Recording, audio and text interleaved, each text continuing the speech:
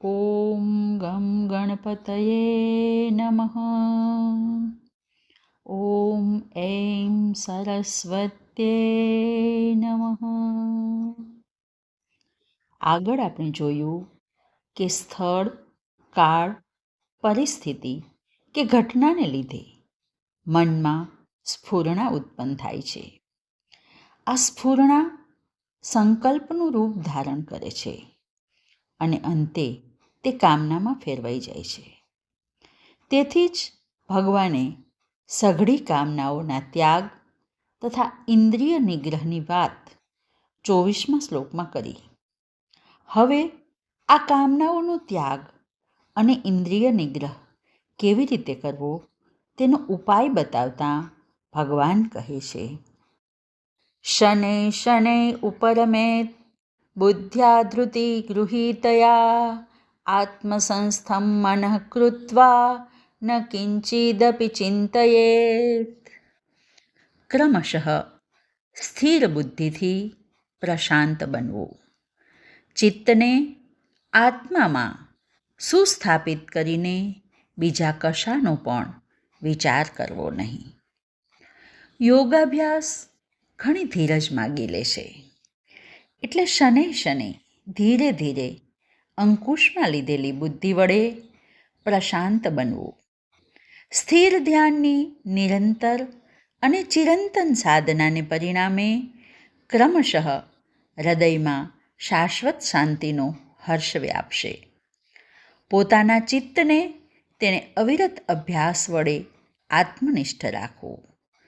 સતત આત્માનું ચિંતન કરવાથી ચિત્ત ઇન્દ્રિયોના વિષયોનું ચિંતન કરતું અટકી જશે. આત્મચિંતન દ્વારા માનસિક શક્તિને આધ્યાત્મિક દિશામાં વાળવી જોઈએ. આમ કરવા છતાં પણ ચિત્ત ભટકતું રહે તો ભગવાન કહે છે, યતો યતો નિશ્ચરતી મનશ્ચંચલમ સ્થિરમ તતસ્તતો નિયમ્યે તદાત્મન્યૈવ વશં નયેત.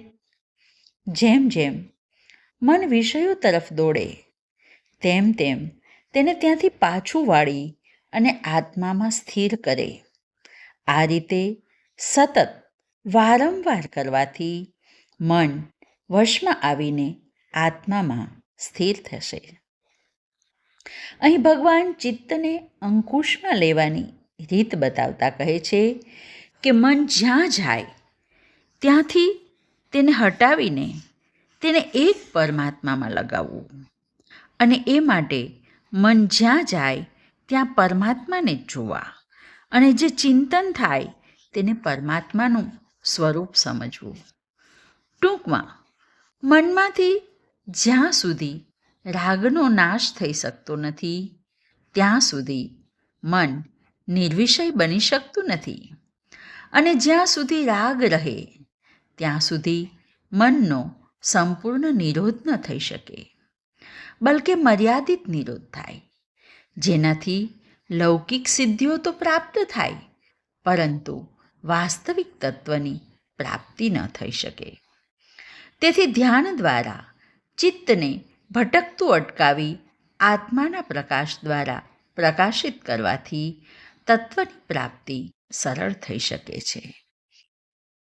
અને આવા ધ્યાન યોગીની અવસ્થાનું વર્ણન કરતા ભગવાન કહે છે, પ્રશાંત મનસં હ્યેનં યોગિનં સુખમુત્તમં ઉપૈતિ શાંતરજસં બ્રહ્મભૂતં કલ્મષમ.